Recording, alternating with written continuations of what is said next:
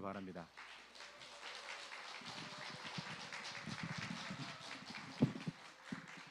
참고로 제 강의 때는 이런 박수 못 받았습니다, 목사님.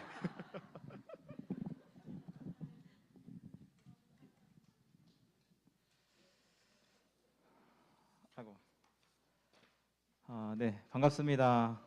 네, 오늘만큼은 재정 전문가로 온 변승관 목사입니다. 네, 오늘이 마지막이시죠. 네, 그동안 정말 여러 시간 동안 또 교육 받으시고 또 공부하시고 또 숙제 내시고 너무너무 고생 많으셨습니다. 이 시간들이 이제 결코 쉬운 시간은 아닌데요. 이 시간들이 여러분의 앞으로의 사역, 20년, 30년 쭉 사역하실 때 귀한 밑거름, 토대가 될 줄로 믿습니다. 다시 한번 정말 피택 되신 거 진심으로 축하드리고요. 어떻게 보면 조금 부담스러운 자리일 수도 있겠지만 그 자리가 얼마나 복된 자리인지, 그리고 하나님을 더 사랑하면서 또 교회를 더 사랑하면서 또 이렇게 믿음으로 매일매일 승리하시는 우리 또 장로님, 또 권사님, 우리 안수 집사님 될 수 있기를 축복합니다. 네, 오늘은 재정에 관한 이야기를 이제 하려고 합니다. 이렇게 나눠드린 거 보셨죠? 쭉 훑어보십시오. 한 30분, 35분 정도 이렇게 시간이 있는데요. 한번 쭉 훑어보시면 아마 그리 어렵지 않은, 그리고 너무나 당연한 이야기들이 쭉 적혀 있습니다. 예, 뭐 그렇게 새롭거나 이해가 안 되는 내용이 아닌 그냥 너무나 당연한 익숙한 내용들이 쭉 적혀 있습니다. 혹시 재정에 대한 강의를 들어보신 적이 있으신가요? 그쵸. 맞아요. 맞아요. 지난번에 교회에서 하는 재정 강의를 들으신 분도 계실 거고, 아마 사실은 교회에서 재정 강의를 그렇게 자주 하는 강의는 아니에요. 예. 재정 강의하면 어떤 느낌이 들죠? 뭐 들으면 좋겠지만 굳이 듣지 않아도 크게 문제될 것 없는 것 같은, 그렇죠? 여러 강의들 중에 왠지 중요도가 조금 떨어질 것 같은 그런 느낌 들지 않습니까? 내가 뭐 재정에 대해서 잘 알고 있진 않지만 그렇다고 뭐 재정에 대해서 내가 크게 실수하고 있지 않은 것 같은 그런 느낌이 드는 게 재정 강의예요. 그런데 왜 우리가 재정 강의를 들어야 하는가? 재정 강의가 왜 필요한가? 특히 우리 피택 받으신 분들로서 왜 재정 강의가 중요한가부터 시작해서 쭉 이야기를 한번 나눠보려고 합니다. 여러분, 그 대전에서 발급한 온통대전이라는 카드가 있는데 혹시 다 갖고 계시는가요? 그렇죠. 대부분 갖고 계시죠. 저는 이제 한 1년 반 정도의 그것을 대전시에서 발급을 해줘서 그때 받은 돈을 다 쓰고 그 카드를 버렸어요. 또 쓸 일이 없을 것 같은 생각이 들어서 버렸습니다. 그리고서 이제 뭐 어디 서점에 갈 때 아니면 슈퍼에 갈 때 계산을 할 때 사람들이 다 온통대전을 내는 거예요. 그러면서 캐시백이 10% 된다. 그거 말고 또 여러 가지 혜택이 있다. 왜 안 쓰냐? 그런 얘기를 하도 많이 들었습니다. 왜 온통대전 안 쓰냐? 그렇게 돈이 많냐? 그래가지고 듣다가 제가 드디어 3월 달, 지지난달에 온통대전을 만들어야 되겠다 결심을 하고 저희 아파트 앞에 있는 하나은행에 갔습니다. 가서 이제 어떻게 오셨어요? 질문을 해서 제가 온통대전 만들어 왔습니다 했더니 그분이 저한테 이렇게 질문을 하시는 거예요. 외국인이세요? 네. 제가 순간 당황했습니다. 아닌데요 이렇게 하고서 받들고 돌아왔어요. 돌아왔는데 그 생각이 외국인이세요라는 그분의 질문이 떠나질 않는 거예요. 제 아내는 옆에서 막 재밌다고 웃고 있고 전화 걸어서 엄마 웃긴 얘기 해줄까? 막 해서 다 이제 서가되게 다 전화를 돌리는데 저는 이제 그 생각이 떠나질 않는 거예요. 왜 나한테 외국인이세요라고 질문을 했을까? 어떻게 생각하세요? 왜 그렇게 질문을 제가 받았다고 생각하시나요? 네? 외모요? 아니요. 외모 때문인가?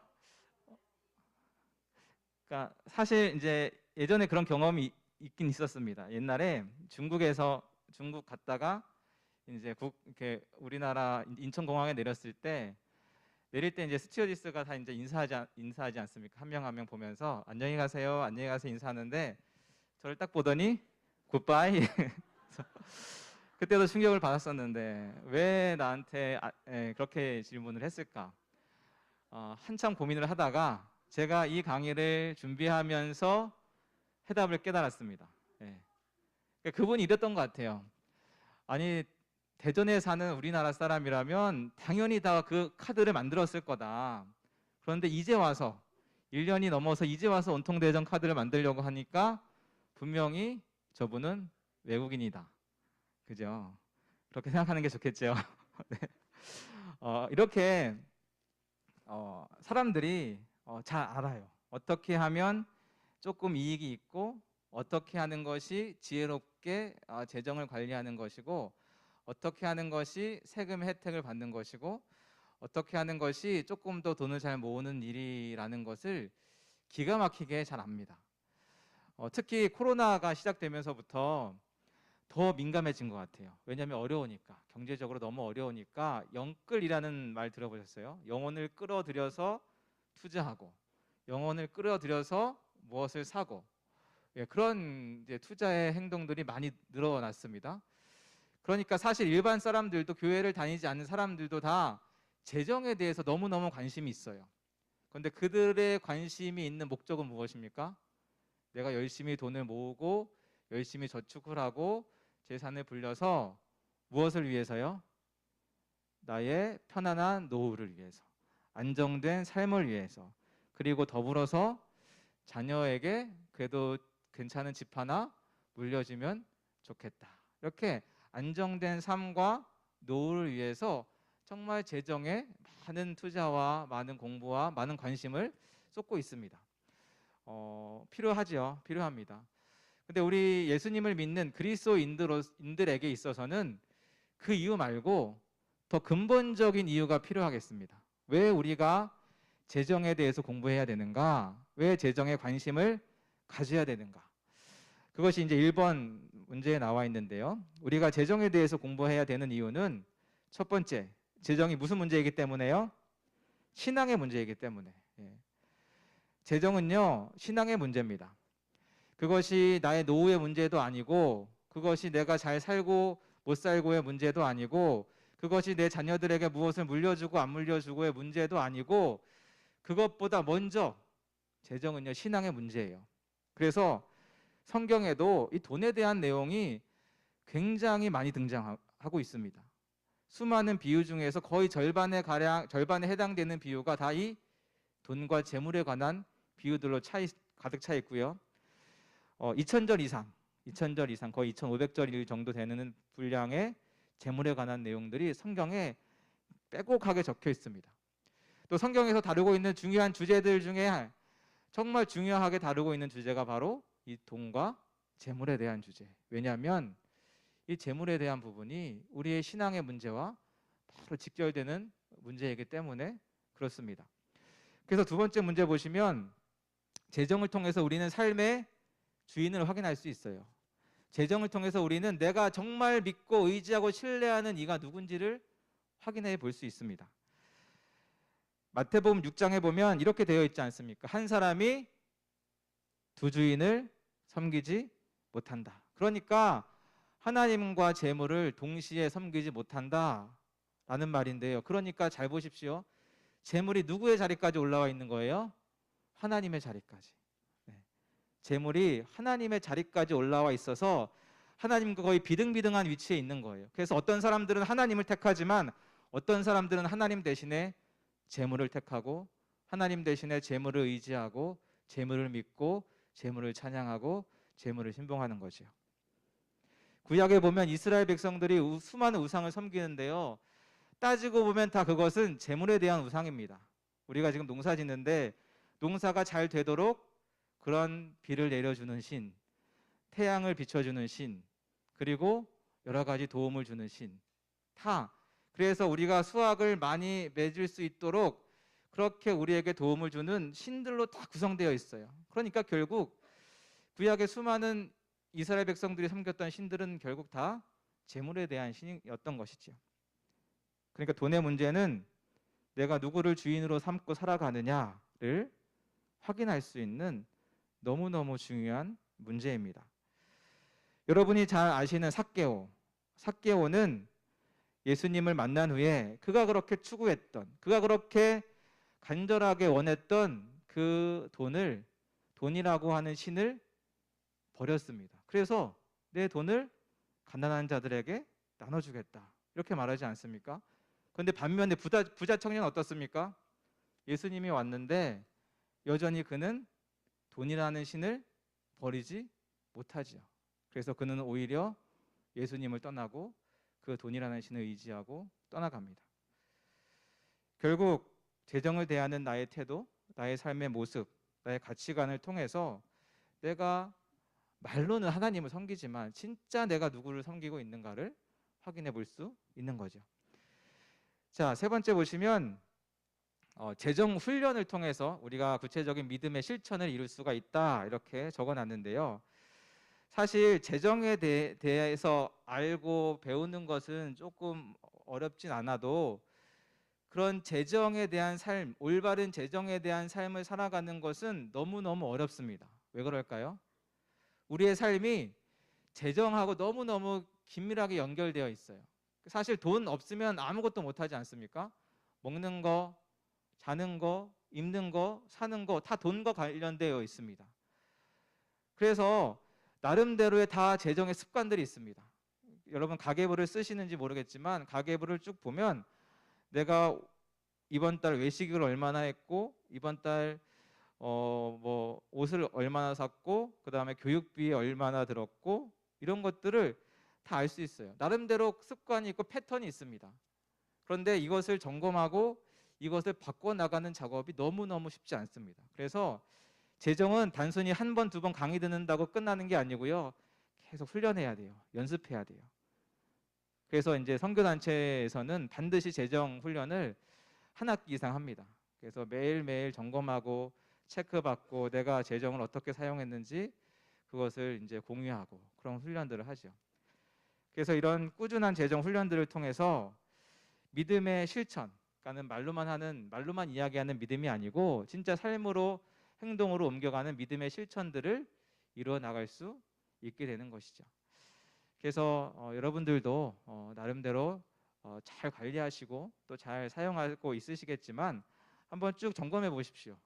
그러면 정말 내가 이렇게 이 부분에 이런 많은 재정이 투입됐었구나, 내가 이런 부분에 이렇게 많이 관심을 갖고 있었구나 라는 것이 새롭게 다가올 수도 있습니다. 자, 그렇다면 우리가 이제 잘못된 재정 이론, 그러니까 대부분의 사람들이 갖고 있는 잘못된 이런 생각들이 무엇인가, 네, 쭉 보겠습니다. 10가지로 정리를 해놨는데요. 1번, 우리 타이틀만 읽겠습니다. 1번 시작. 돈에 대해서 염려하고 근심해라. 네, 우리가 하는 걱정 중에 하나가 돈에 대한 걱정이잖아요. 돈만 있으면 이것도 할 텐데, 돈이 없어서 이거 못한다. 예, 이런 돈에 대한 걱정, 염려가 끊이질 않는데 성경은 염려하지 말라라고 말씀하시죠. 두 번째 읽겠습니다. 시작. 네, 돈을 관리하지 마, 이렇게 말하는 사람들도 있는데 사실 돈을 관리해야지요. 예, 그래서 달란트 비유에서 나오지 않습니까? 돈을 땅에 그냥 묻어둔 그 종에게 주인이 뭐라고 이야기해요? 야, 그 이자라도 받지 그랬냐. 예, 돈을 지혜롭게 잘 관리해서 지혜롭게 잘 불리는 것도 필요합니다. 세 번째 읽겠습니다. 시작. 충동 구매해라. 네, 이 충동 구매를 왜 합니까? 네, 왜 하죠? 여러분들은 안 해봐서 잘 모르시겠지만 이 충동 구매를 하는 사람들은 이 안에 욕구가 이제 절제가 안 되는 거예요. 그러니까 내 안에 욕구대로 행동하기 때문에, 내 안에 욕구대로 선택을 하기 때문에 욕구에 충실한 삶이 충동 구매로 이어지는 것입니다. 근데 우리는 욕구가 아닌 필요에 의해서, 네, 내 욕구가 아닌 이것이 필요하다, 이것은 조금 필요하지 않구나, 이것은 좀 과할 수도 있겠구나, 이런 기준으로 선택을 해야 되겠죠. 자, 네 번째 읽겠습니다. 시작. 돈에 관해서 인색해라. 네, 남주기 아깝다라는 거예요. 내 돈인데, 내 건데.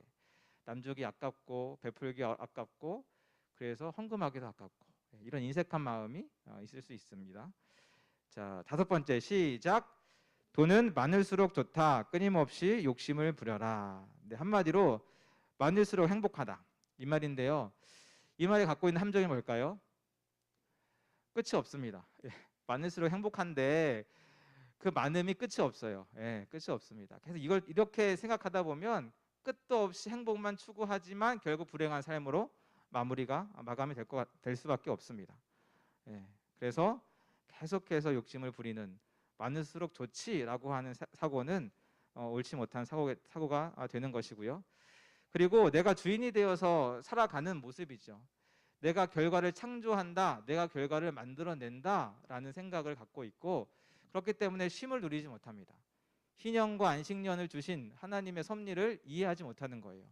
너가 쉬더라도 하나님께서 직접 먹이시고 입히시고 관리하신다, 하나님이 다 주관하신다라는 것을 인정하지 못하기 때문에 끊임없이 뭔가 하나 더 얻으려고, 뭔가 하나 더 가지려고 하는 마음이 들게 되는데요. 이건 역시 옳지 못한 마음이라고 볼 수 있습니다. 여섯 번째 시작. 빚지는 것을 두려워하지 마라. 이 시대는 빚을 권하는 시대죠. 금융기관 가보십시오. 가장 좋은 자리에 가장 최고의 손님은 대출 손님. TV만 틀면 서로 막 대출해 주겠다고, 우리한테 돈 빌리라고 막 그럽니다.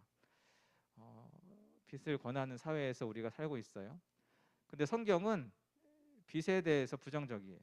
왜 그럴까요? 왜 그럴까요? 다 빚 있으시잖아요, 그죠? 저도 있어요.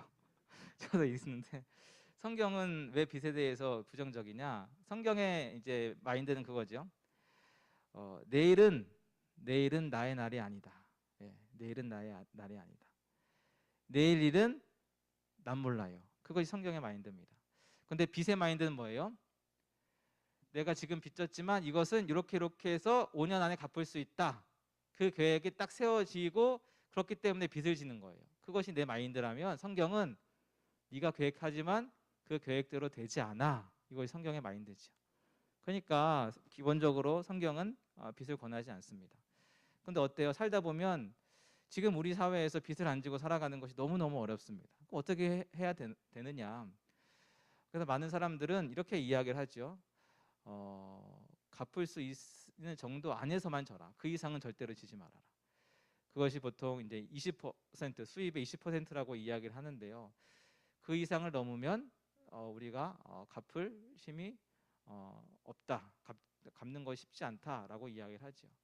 그래서 그 안에서 빚을 지는 것. 하지만 성경은 기본적으로 빚에 대해서는 빚을 지지 마라 이렇게 말하고 있다라는 것을 알아주시면 좋겠습니다. 자, 일곱 번째 같이 읽겠습니다. 시작. 돈이 최고의 가치며 돈이 곧 행복이다. 네, 돈 그 자체가 삶의 목적이다 이거죠. 돈이 있으면 행복하고 없으면 불행하고 이런 잘못된 가치관이 생성되게 됩니다. 그렇다 보니까 어떻게 돼요? 수단 방법을 가리지 않고 돈만 있으면, 돈만 찾으면, 돈만 추구하면 되는 그런 삶의 모습으로 살아가게 되는 것이죠. 그다음에 여덟 번째 시작. 끊임없이 비교해라. 근데 비교하는 거예요. 저 집과 우리 집을 비교하고, 저 집의 자동차와 우리 집 자동차를 비교하고, 저 집의 자녀와 우리 집의 자녀를 비교하고. 그럼 어떻게 됩니까? 계속해서 빈곤한 상태에 머물 수밖에 없어요. 절대적 빈곤은 아닌데 상대적 빈곤이죠. 절대적으로 보면 나는 빈곤하지 않아요. 그런데 저 집이랑 비교해 보니까 난 늘 빈곤해. 근데 또 저 집이랑 비교해 보니까 또 빈곤해. 비교하다 보면 우리는 늘 빈곤한 상태라고 느낄 수밖에 없습니다. 그래서 비교하는 것은 하면 안 되는 것이고. 아홉 번째 시작. 돈이 나의 공급처다. 네, 돈이면 다 된다. 물질 만능주의. 우리가 이 시대가 갖고 있는 기본적인 가치관이죠. 돈이면 다 된다. 내게 필요한 것들은 돈으로 해결할 수 있다. 그러니까 하나님이 공급처가 아니고 돈이 나의 공급처가 되는 그런 모습입니다. 마지막 열 번째 시작. 돈은 악하다. 네, 돈은 악하다. 그러다 보니까 이 돈 자체를 악하게 여기는 분들도 또 있습니다. 근데 성경은 그렇게 말하지 않습니다. 돈이 악한 것이 아니라 돈을 어떻게 하는 것이요? 사랑하는 것이 문제인 거예요. 돈을 사랑하는 것. 그러니까 돈은 가치 판단이 되는 것이 아닙니다. 돈은 선하고 악하고 그 가치 판단이 되는 것이 아니고 하나의 도구일 뿐입니다. 돈을 선하게 사용하느냐 악하게 사용하느냐는 나의 몫인 거죠. 나의 몫인 것. 그렇기 때문에 돈 자체에 대한 거부감이나 돈이 많음에 대한 거부감을 가질 필요가 없습니다. 야, 돈이 많은 것 자체가 문제야. 돈 자체가 문제야. 이렇게까지 왜곡할 필요는 없다. 우리가 그것을 잘 선용하고 잘 활용하는 지혜가 우리에게 필요한 것이다. 이렇게 정리를 하면 되겠습니다. 그렇다면 이런 잘못된 여러 가지 이론들이 있다면, 생각들이 있다면 성경은 과연 어떻게 이야기하는가? 성경이 이야기하는 내용들 간단하게 이제 적어놨는데요. 첫 번째로 보시면 누가 주인이라고요? 하나님이 주인이다. 예, 성경적 재정 원리의 첫 번째는 하나님이 주인이다. 그 말은 무슨 말이에요? 나에게 소유권이 있다 없다? 없다. 없죠. 예, 역대상 29장 제가 11절 12절에 보시면 거기 그 뭐죠? 밑줄 딱 거놨는데요. 다 주의 것이로소이다. 시편 24편 1절도 보시면 다 여호와의 것이로다. 신명기 26장 10절에 보시면 주께서 내게 주신 토지소산. 네, 내게 아니에요. 다 주님의 것이고 다 주님의 것이고 그 주님이 내게 주신 것일 뿐입니다. 네. 세상에 존재하는 모든 것은 다 하나님의 것이에요. 이 분명한 인식이 있어야 돼요. 지금 내가 가지고 있다고 해서 이게 내게 아니에요. 내가 지금 살고 있다고 해서 이 집이 누구 거라고요? 내 명의로 돼 있는데, 그죠? 내 명의로 돼 있지만 내게 아니에요. 예. 나한테 엄마 아빠 부른다고 해서 나의 아들 딸이 내게 아닙니다. 사실 다 하나님의 거예요. 하나님이 주시고 하나님이 맡겨주신 것이죠. 그래서 우리가 이런 가치관 가져야 됩니다. 내가 열심히 일해서 벌었으니까 내 거다? 아닙니다. 주님이 오늘 생명 주시지 않았더라면, 주님이 지혜와 힘 주시지 않았더라면 그거 어떻게 법니까? 결국 다 주님으로부터 온 것이죠. 이것이 우리가 가져야 할 재정원리 첫 번째입니다. 하나님이 주인이다. 그렇기 때문에 나는 누구입니까? 청직이다. 네, 창세기 1장 28절 보시면 다스리라 하시니라. 나에게는요 하나님이 다스리라고 명령하셨습니다. 잘 관리하고 유익할 수 있도록 잘 다스리는 권한이 나에게 부여된 거예요. 그리고 고린도전서 4장 2절에 보면 맡은 자, 예, 나는 맡은 자입니다. 하나님이 맡겨주셔서 내가 맡았을 뿐이죠. 한마디로 나는 청직이고 관리자입니다. 그래서 청직이고 관리자는 주님의 그 주인의 뜻대로 그것을 잘 관리하는 거예요. 그래서 청지기에게 중요한 것은 무엇입니까? 주인의 뜻이죠. 예. 나에게 그것을 맡겨주신 주인의 뜻이 무엇인가가 청지기가 중요하게 여겨야 될 것입니다. 하나님이 나에게 이 재산을 맡겨주셨는데 하나님의 뜻이 뭘까? 하나님이 나에게 우리 자녀들을 맡겨주셨는데 하나님의 뜻이 뭘까? 하나님이 나에게 이 직분을 맡겨주셨는데 하나님의 뜻이 뭘까? 청직이라고 한다면 나에게 그것을 맡기신 하나님의 뜻을 잘 분별하는 것, 그것이 굉장히 중요합니다. 그래서 성경은 우리에게 청직이다, 너희들은 관리자다, 이렇게 말하고 있는 것이죠. 그렇다면 청직에게 요구되는 자질이 무엇일까요? 네, 청직에게 요구되는 자질은 달란트 비유, 마태복음 25장에 나오는데요. 다 이렇게 주인이 돈을 맡기고 떠나지 않습니까? 그 돈을 이제 잘 관리하고 주인이 올 때까지 잘 관리해서 주인이 왔을 때 주인님, 제가 이렇게 주님이 주신 돈으로 이렇게 일을 했습니다 라고 이렇게 보여주는 그 달란트 비유를 통해서 청지기에 필요한 것이 무엇일까를 생각해 볼 수 있습니다. 책임감이 있어야 되겠죠. 그 다음에 주인이 맡겨주신 그 일에 대한 충성심, 그리고 부지런히 일해야 되고요. 지혜도 있어야 됩니다. 지혜. 그리고 중요한 것은 주인의 귀한 준비. 언젠가 주인이 돌아온다. 언젠가 내가 결산할 때가 온다. 내가 나에게 이것을 맡겨주신 주님 앞에 이렇게 일했습니다라고 주님 앞에서 결산할 날이 반드시 온다라는 것을 기억하면서 청지기의 삶을 살아가는 것이 중요합니다. 그리고 주인에 대한 두려움이 있어야 돼요. 예. 내가 주님 앞에 서게 되는데 그 주님이 나한테 뭐라고 이야기하실까? 예. 내가 너에게 재정을 맡겨주고 무엇을 맡겨주었는데 그 주님이 나한테 뭐라고 말씀하실까? 그 주님에 대한 두려움이 있어야 되고요. 그다음에 주인 앞에 개인적으로 서야 됩니다. 전체가 서는 것이 아닙니다. 자, 대덕교회 다 와라. 대덕교회 총점이 100점 이렇게 서는 게 아니에요. 한 명 한 명씩 불러서 내가 주님 앞에 1대1로 서는 것이다. 이것을 기억해야 됩니다. 개인적인 평가의 시간, 개인적인 돌아봄의 시간이 있다라는 것을 청직이라면 반드시 알아야 되겠죠. 반면에 충성된 청지기에게 또 베푸시는 하나님의 은혜가 있습니다. 네, 첫 번째로 예수 그리스도와의 친밀한 관계가 있는데요. 그 달란트 비유에 보시면 어떻게 됩니까? 주인의 즐거움에 참여하게 되는 그런 청지기의 은혜가 있습니다. 주님께서 예비하신 즐거움에 우리가 함께 참여하죠. 그런 즐거움이 있고요.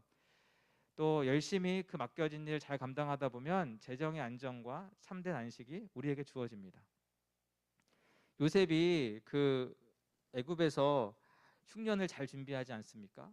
그 한 사람이 흉년을 잘 준비함으로 말미암아 본인도 흉년 때에 안정적으로 삶을 살 수 있었고 주변의 많은 사람들을 은혜를 베푸는 그러한 결과를 만들어내게 되는 것이죠.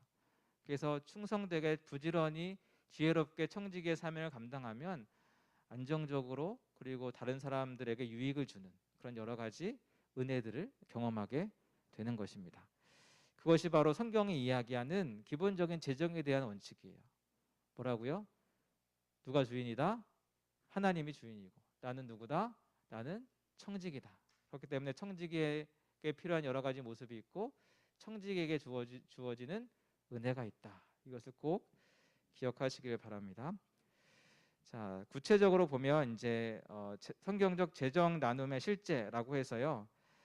한마디로 나눔과 드림 이렇게 정리를 해볼 수 있습니다. 나눔과 드림이 성경에서 이야기하는 굉장히 중요한 두 가지 가치입니다. 나눔은 한마디로 이제 주변의 사람들과 어려운 사람들과 이렇게 나누는 거죠. 첫 번째 보시면 나눔은 하나님의 통치 원리입니다. 그래서 레위기 19장에 보면 너네들이 너네들이 농사를 짓고 다 수확하지 말아라. 남겨두어라. 이삭을 줍지 말아라. 왜요?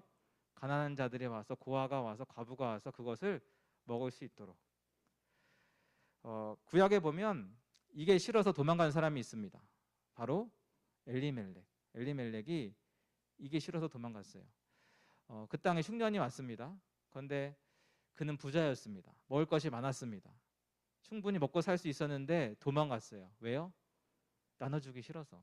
나눠주기 싫잖아요. 내가 열심히 일해서 번 돈인데 왜 내가 저 과부들에게 고아들에게 왜 가난한 자들에게 나눠줘야 되나. 그래서 자기 가족들과 모압 땅으로 넘어갔습니다. 어떻게 됐어요? 거기서 이 엘레멜렉이 죽고 두 아들이 죽고 그렇게 여인들만 며느리와 나오미만 나중에 돌아오잖아요. 이것을 보면서 우리는 그렇게 알아야 돼요. 하나님이 나눠주는 것을 기뻐하시는구나. 하나님이 가난한 자들과 함께 나누는 것을 기뻐하시는구나. 성경은 이 나눔이 하나님의 통치 원리라고 말하고 있습니다. 사도행전 2장 보시면 서로 통용하고 필요에 따라 뭐합니까? 나눠주며. 고린도후서 8장에도 보면 그들의 넉넉한 것으로 너희의 부족한 것을 보충하여. 나눠주는 것이 중요하죠. 두 번째로 나눔으로 하나님의 관계가 친밀해집니다. 그러니까 한마디로 이 나눔을 통해서 하나님을 더 사랑할 수가 있게 되고 나눔을 통해서 하나님의 사랑을 경험하게 되고 그리고 내가 누군가에게 나누어 준 것이 곧 하나님에게 한 것이다. 이런 하나님과 굉장히 친밀해지는 그 방법이 하나의 나눔의 방법이다라고 볼 수가 있습니다. 그리고 나눔에 이어서 드림도 굉장히 중요하죠. 우리는 사실 모든 것을 하나님께 드립니다. 나의 시간을 드리고 나의 힘을 드리고 나의 생명을 드리고. 그런데 특별히 오늘은 재정을 드림에 대해서 살펴보면 이 하나님께 이 재정을 드리는 것은 구체적인 믿음의 실천이고요. 내 삶의 중심이 하나님이다라고 하는 고백, 볼 수가 있습니다. 그래서 드림을 어떻게 드려야 되느냐? 첫 번째로 관대하게. 예. 그래서 이 한 여인이 매우 값진 향유를 드린 것처럼 하나님께 관대하게 드리는 것이 중요하다. 그다음에 두 번째로 정기적으로. 그러니까 이것이 정기적이 되지 않으면 그때그때 기분에 따라서 드릴 수가 있는데요. 정기적으로 드리는 것이 중요하겠습니다. 세 번째로 우선적으로. 네, 우선적으로. 한마디로 가장 귀한 것, 가장 좋은 것을 하나님께 드리는 그 마음이라고 말씀을 드릴 수가 있고요. 네 번째로 자발적으로, 자원에서 자발적으로 드리는 것이 중요하지요. 여러분 어떠세요? 여러분도 여기 여성분들이 많으신데 남편이 정말 내가 이렇게 말하지도 않았는데 어느 날 갑자기 꽃 한 송이를 딱 사가지고 들어왔어요. 그게 좋습니까? 아니면 내가 막 찔러가지고 막 사오라 그래가지고 막 그 금목걸이 사왔어요. 뭐가 더 좋아요? 금목걸이가 더 좋죠. 왜 그런지 알아요? 왜 그런지 알아요? 금목걸이가 더 좋죠. 왜 그런지 알아요? 우리는 하나님이 아니거든요. 우리는 하나님이 아니니까 그렇게 찔러서라도 받는 게 더 좋은데 다행히도 기뻐하십시오. 하나님은 그렇지 않답니다. 하나님은요 자원하는 마음, 자발적으로 드리는 그 마음, 그것이 크건 작건 그거보다도 정말 내가 자원해서 드리는 그것을 더 기뻐하신다라고 말씀합니다. 그래서 하나님께는 자발적으로. 다섯 번째 보시면 희생적으로. 그러니까 이게 예루살렘이 어려워요. 그래서 예루살렘을 위해서 모금을 하는데 보니까 가난한 사람들이 더 열심히 모금하더라. 가난한 자들이 더 열심히 헌금하더라. 이런 이야기입니다. 그러니까 가난하고 부하고가 중요한 것이 아닙니다. 가난하더라도 기쁨으로 희생적으로 드릴 수 있다. 그다음에 여섯 번째 보시면 뛰어나게. 뛰어나게. 우리가 다른 거는 막 잘합니다. 잘하는데 유독 이 헌금에 대해서, 유독 재정적인 드림에 대해서는 약한 분들이 있어요. 뭐 봉사도 잘하고 뭐 전도도 잘하고 다 잘해. 근데 돈 문제에 있어서는 조금 위축이 되는 분들이 있는데요. 모든 부분에서 다 뛰어나게 드리는 것이 필요하겠다. 일곱 번째는 즐겁게 드리는 것. 여덟 번째는 경건한 삶으로. 그러니까 드림이 곧 경건의 삶이다. 이런 얘기죠. 아홉 번째는 비율에 따라서. 그러니까 어떤 수치가 중요한 것이 아니고 두 랩돈을 낸 과부의 그 모습을 기뻐하셨던 것처럼 수치가 중요한 것이 아니고 비율에 따라서 그것이 하나님 앞에 다르게 평가될 수 있다. 그다음 열 번째 어떻게 해요? 은밀하게. 자랑하지 말라는 거예요. 내가 이만큼 드렸다. 내가 이만큼 하나님께 뭐 재정을 헌금했다. 이것을 자랑하지 말고 겸손하게, 은밀하게 하나님께 드리는 것이 필요하다. 자, 이제 11조. 그러면 구체적인 그리고 이제 가장 대표적인 하나님께 드림의 방법인 11조에 대해서 말씀을 드리도록 하겠습니다. 자, 11조가 뭐죠? 자기 소유의 10분의 1, 소득의 10분의 1을 하나님께 드리는 그런 개념인데요. 한마디로 11조는 하나님의 소유권을 인정하는 신앙 고백입니다. 그래서 레위기 27장에 보시면 그 10분의 1은 여호와의 것이니 여호와의 성물이라. 이 소유가, 이 나의 재산의 소유, 나의 재물의 소유가 하나님의 것입니다 라는 그 인정이 11조 안에 담겨 있는 것이죠. 그래서 11조의 목적이 뭐냐? 신명기 14장 보시면 여호와 경외하기를 항상 배울 것이다. 그러니까 11조를 드리는 그 헌금 행위를 통해서 하나님 경외하는 법을 배우는 겁니다. 하나님을 사랑하고 때로는 하나님을 두려워하고 하나님을 높이는 그 경외를 그 헌금 11조라는 그 신앙의 행위를 통해서 배우게 되는 것이죠. 그리고 이제 11조의 역사를 쭉 살펴보면 사실 11조가 율법이다 막 이런 이야기를 하시는 분들도 있는데 사실은 율법이 있기 전부터 11조가 있었습니다. 그러니까 11조가 율법이다라고 말할 수는 없는 거예요. 아브라함이 그 10분의 1을 멜기세덱에게 줍니다. 그리고 창세기 28장에 보면 야곱이 또 10분의 1을 하나님께 드리겠다 서원을 하죠.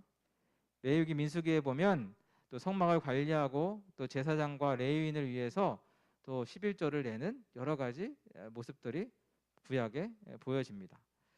그리고 또 신약에도 11조의 내용들이 쭉 이어지게 되는데요.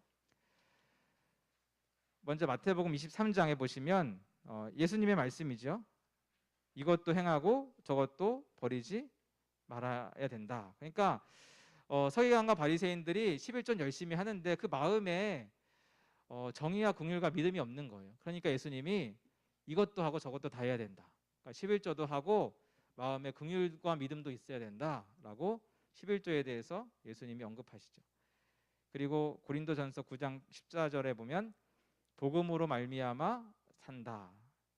이거는 그런 말이에요. 복음을 전하는 사람들은 구약 시대 레위인들처럼 수입이 없잖아요. 수입이 없으니까 복음을 전하는 사람들을 위해서 헌금을 그들에게 그들이 잘 살 수 있도록 그렇게 후원해야 된다, 도와줘야 된다. 그 구약의 레위인들처럼 복음 전도를 하는 사람들, 하나님의 사역을 전적으로 하는 사람들에게는 이런 11조를 통해서 삶이 잘 영위될 수 있도록 도와줘야 된다.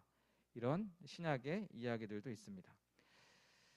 그래서 역사적으로 구약과 신약과 그리고 예수님이 말씀하신 그 말씀을 통해서 이렇게 11조에 대한 개념이 이렇게 흘러온다라는 것을 이해할 수가 있고요. 11조가 그렇다면 어떻게 쓰이느냐? 기본적으로 여호와를 위한 성물로 11조가 쓰이죠. 레위기 27장 아까도 보셨는데요. 여호와의 성물이라. 그것이 기본적으로 여호와의 성물입니다. 두 번째로 레위인들을 위해서 쓰입니다. 이것이 신약에 넘어가면 복음 전도자를 위해서 쓰인다고 말씀드렸죠. 그래서 민수기 18장에 보시면 레위 자손에게 기업으로 다 주어서 그래서 땅을 분배받지 못한 그 레위인들을 위해서 11조를 일부 활용하는 그런 모습을 볼 수가 있고요. 그다음에 가족과 공동체 축제를 위한 11조. 그래서 여러 가지 제물을 하나님께 올려드리는데 그것이 가족을 위한 즐거움의 축제와 연결이 되어 있는 것을 알 수가 있습니다. 그래서 그 중에서 11조도 들어있는데 이 11조가 이런 기쁨의 축제, 공동체의 행복의 축제와도 연결이 된다라는 것을 알 수가 있고 마지막으로 매 3년마다 특별히 사회적 약자를 위해서 11조를 드려왔습니다. 신명기 14장 보시면 매 3년 끝에 그의 소산의 10분의 1을 다 내게 되어서요.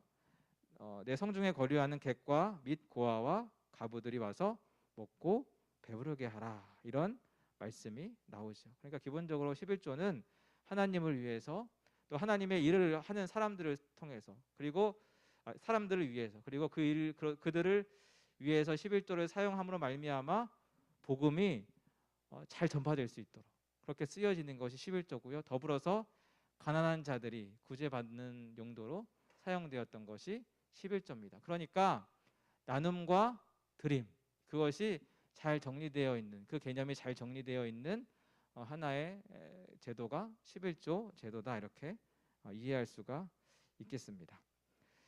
그리고 이제 기타 질문들을 쭉 나와 있는데요. 시간 관계상 요거는 생략하기로 하고요. 한번 쭉 여러분들도 생각해 보시고 한번 고민해 보시기를 바랍니다.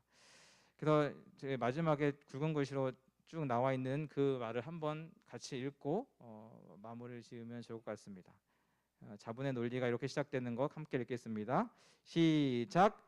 자본의 논리가 우리를 지배하는 것이 아니라 하나님의 말씀과 통치가 우리를 지배하게 하라. 아멘. 네, 그렇습니다. 재정을 비롯해서 하나님이 우리에게 주신 그 모든 것이 하나님의 뜻에 맞게 사용될 수 있도록 그렇게 우리가 잘 훈련될 수 있도록 특별히 재정 문제에 있어서 우리가 부끄럽지 않게 하나님이 기뻐하시는 모습으로 잘 재정을 사용하고 관리해서 하나님의 영광을 위해서 그것을 잘 사용할 수 있는 우리 모든 임직자들 될 수 있기를 주님의 이름으로 부탁을 드립니다. 네, 우리 질문은 있으신가요? 질문 없으시면 네, 제가 기도하겠습니다. 하나님 감사합니다. 너무나 귀한 분들과 또 귀한 시간 함께 재정에 관한 또 이야기들을 나누었습니다. 하나님이 주신 귀한 것들 하나님의 뜻에 맞게 잘 사용할 수 있도록 도와주시고 그 시간들을 통해서 다시 한번 하나님이 우리 삶의 주인이고 하나님이 우리 모든 것의 주인임을 고백하게 하시고 그 시간들을 통해서 더 하나님을 사랑하고 하나님의 뜻을 발견해 나가는 우리 모두가 될 수 있도록 은혜를 더하여 주옵소서. 이 모든 것을 훈련해 나가는 것이 결코 쉽지 않은 과정일 텐데 하나님께서 우리 가운데 힘과 지혜와 용기를 허락하여 주셔서 이 모든 것들을 잘 감당하게 하시고 잘 훈련받게 하시오 하나님께서 기뻐하시는 청지기로 관리자로 살아갈 수 있는 우리 모두가 될 수 있도록 은혜를 더하여 주옵소서. 감사드리며 예수님의 이름으로 기도드립니다. 아멘. 네, 우리 귀한 강의